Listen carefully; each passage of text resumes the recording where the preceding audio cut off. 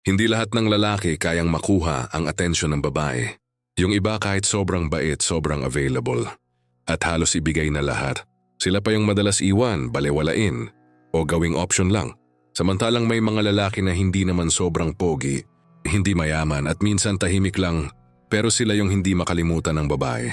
Sila yung tipong kahit umiwas ang babae, bumabalik pa rin ang isip nito sa kanila. Bakit? Dahil may ugali silang kakaiba. Isang klase ng presence na hindi mo basta makikita sa ordinaryong lalaki. At yan ang pag-uusapan natin ngayon.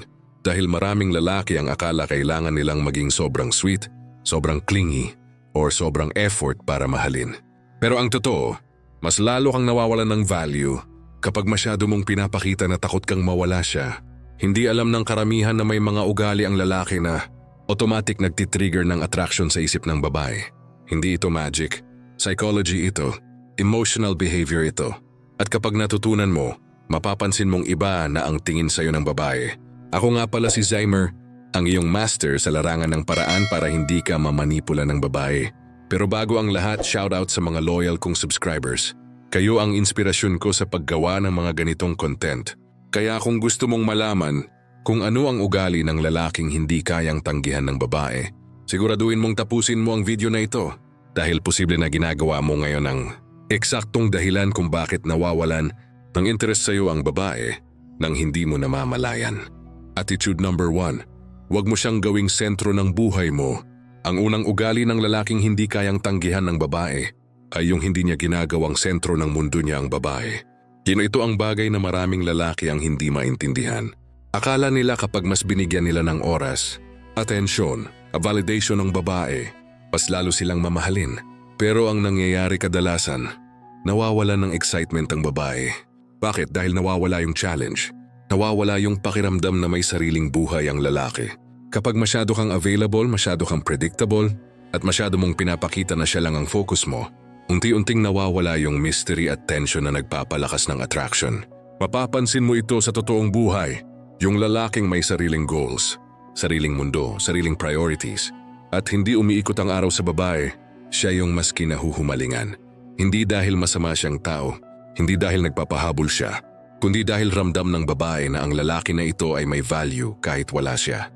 At yan ang klase ng energy na malakas sa paningin ng babae.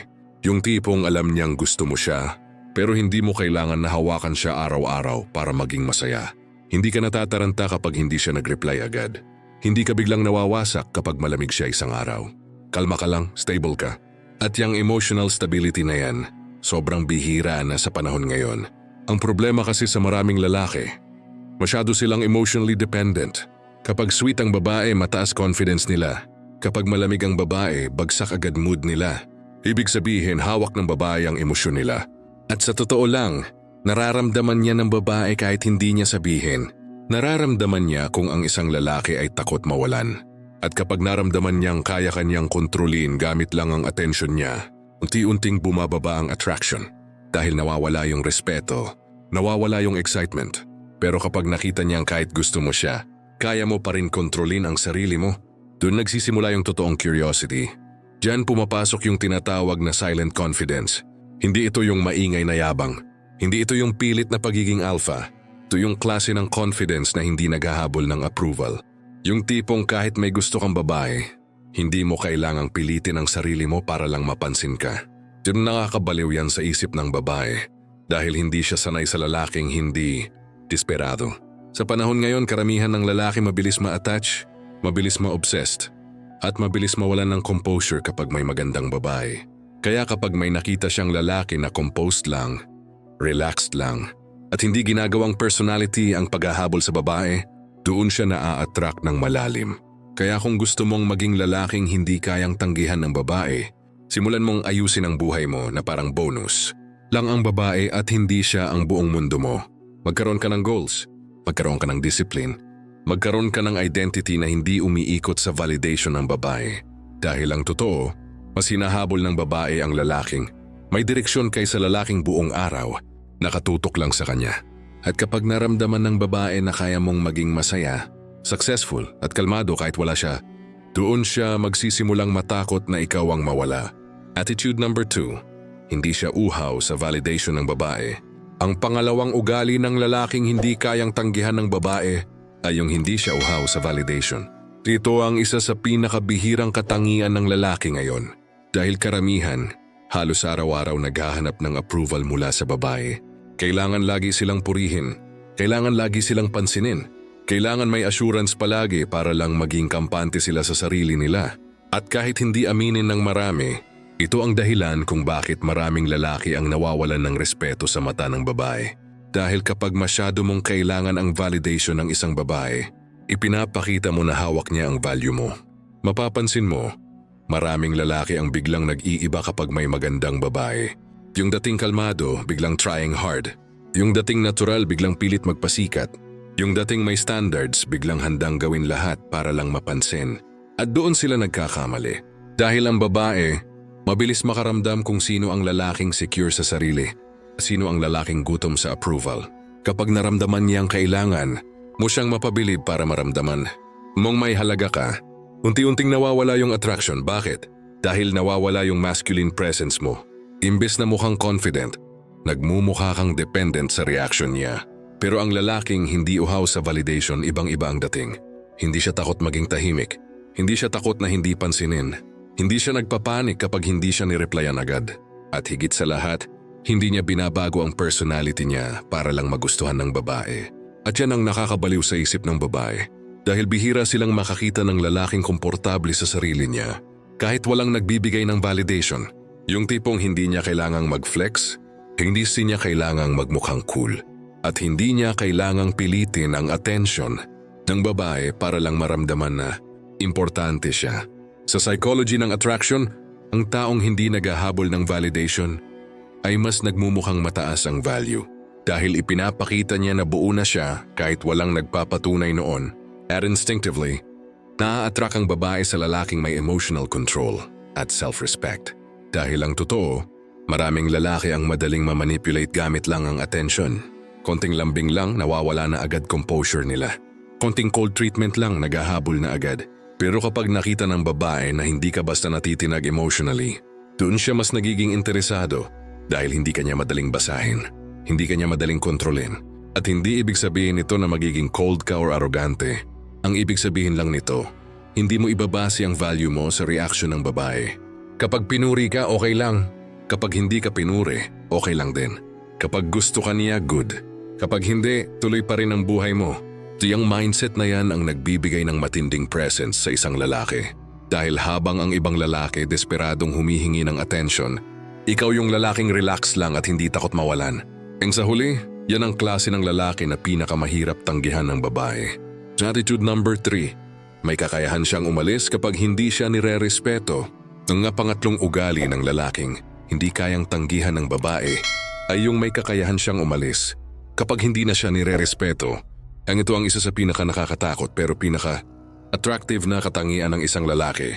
Dahil karamihan ng lalaki ngayon, kahit malinaw ng ginagawang option, kahit paulit-ulit ng binabaliwala, kahit halatang nilalaro na lang emosyon nila, nananatili pa rin sila, umaasa pa rin sila, nagmamakaawa pa rin sila. At sa totoo lang, habang mas pinipilit mong manatili sa taong hindi ka na nire-respeto, mas lalo kang nawawalan ng value sa paningin niya. Hindi ito tungkol sa pride. Hindi ito tungkol sa pagpapanggap na walang pakialam. Ito ay tungkol sa self-respect. Dahil ang lalaking may self-respect, alam niya kung kailan siya dapat manatili at kung kailan siya dapat umalis. Hindi siya yung tipong kahit sinasaktan na emotionally, tuloy pa rin sa pagbibigay ng attention at validation. Hindi siya yung lalaking natatakot, mawalan kaya hinahayaan na lang ang babae na kontrolin. Siya gamit ang mixed signals, cold treatment, o emotional manipulation. At nakakabigla para sa maraming babae kapag nakakita sila ng lalaking may ganitong mindset. Dahil karamihan sanay silang habulin. Sanay silang may lalaking handang tiisin lahat kahit mali na ang trato nila. Kaya kapag may lalaking kaya silang iwan ng kalmado at hindi nagmamakaawa, dun sila natatamaan emotionally. Ang totoo, maraming babae ang hindi agad na-attract sa sobrang bait na lalaki. Hindi dahil gusto nila ng masama, kundi dahil madalas yung sobrang bait ay wala ng boundaries, wala ng standards. Yung tipong kahit anong gawin ng babae okay lang. Kahit disrespectful na, nandyan pa rin. Kahit paulit-ulit ka ng pinapaikot, ikaw pa rin ang unang sumusuyo. At habang tumatagal, Nawawala yung excitement at respeto dahil alam ng babae na hindi ka aalis kahit anong gawin niya.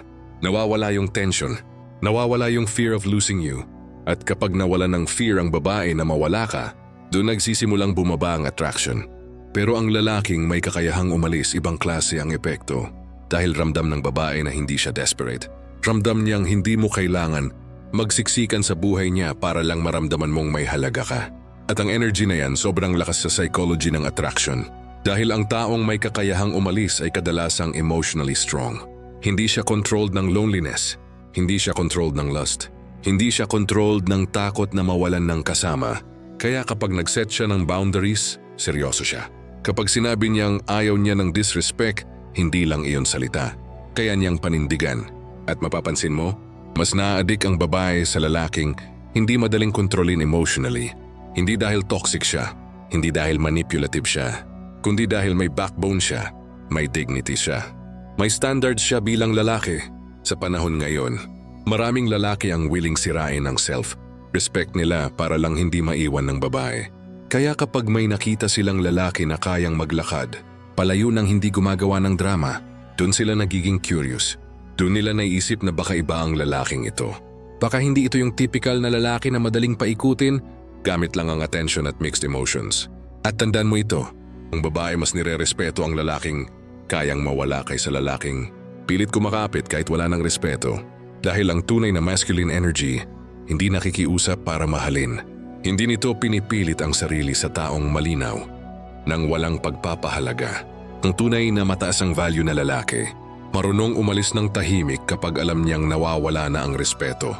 At ironically, yan pa mismo ang dahilan kung bakit mas lalo siyang hindi makalimutan ng babae. Kaya kung gusto mong maging lalaking hindi kayang tanggihan ng babae, kailangan matuto kang pahalagahan ang sarili mo higit sa validasyon at temporary attention. Dahil sa oras na makita ng babae na kaya mong mawala sa buhay niya nang hindi nawawasak ang mundo mo, dun siya magsisimulang matakot. At minsan dun pa lang niya marirealize kung gaano ka kahalaga. Ngayon alam mo na kung bakit may mga lalaking kahit hindi sobrang pogi o sobrang yaman, pero hindi pa rin kayang tanggihan ng babae. Hindi ito tungkol sa pera o porma lang. Nasa ugali, mindset, emotional control, at self-respect yan. Dahil habang ang ibang lalaki desperadong humahabol ng validation, ang lalaking may tunay na value ay kalmado, may direksyon, at hindi umiikot ang mundo sa babae. Tandaan mo ito. Sa panahon ngayon, bihira na ang lalaking may standards, composure, at masculine presence. Kaya kapag naging ganong klasik ang lalaki, automatic na mag-iiba ang tingin sa'yo ng babae. Kung gusto mo pa ng mas malalim na psychology at mga paraan para hindi ka mamanipula ng babae, siguraduhin mong mag-subscribe sa channel at i-click ang notification bell para wala kang mamiss sa mga susunod nating uploads. At kung may natutunan ka sa video na ito, comment mo sa baba. Hindi ako madaling kontrolin. Ako nga pala si Zymer at magkikita tayo sa susunod na episode ng Cerebral Hacks.